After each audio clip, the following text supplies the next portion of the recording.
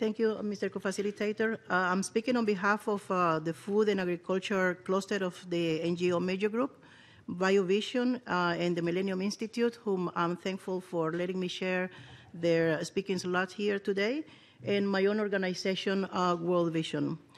A lot has been said about the success of the post-2015 development agenda. And just as this success is quite often linked to financing, we cannot underscore that such success also depends on strong, open, accessible, inclusive, and participatory mechanisms.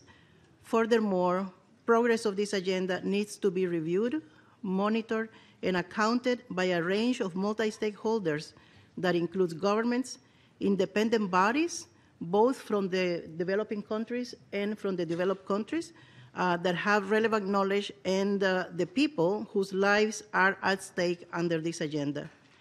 The high-level political forum needs to play a key oversight role in the follow-up and review of this agenda at global level.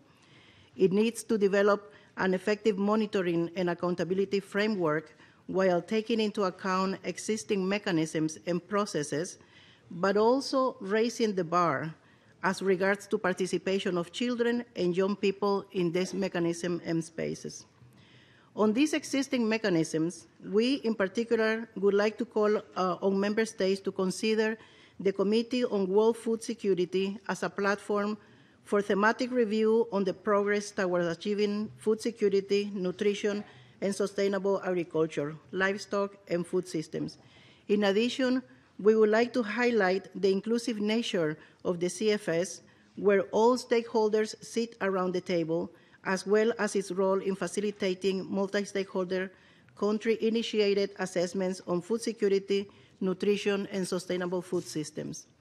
Other global mechanisms, like the Universal Periodic Review in the Human Rights Council, can also be cited, particularly that it has provided space for children and young people to participate in such reviews. Other practices at regional level can also be cited, but due to time constraints here, I will not cite them. Children and young people, including the most marginalized, need to be engaged in public and social accountability mechanisms to make the agenda effective, relevant, and responsive to their needs and concerns. In concluding, Mr. Co-Facilitator, I would like to thank those member states who have spoken about children's issues in the past few days, and also during the open working group, particularly recalling the ambassador of Denmark share his story about his young daughter having studied the child-friendly version of the open working group outcome document, which our child-focused agencies adapted to have consultations with children in several countries, and in the March session we will be sharing the results of those consultations.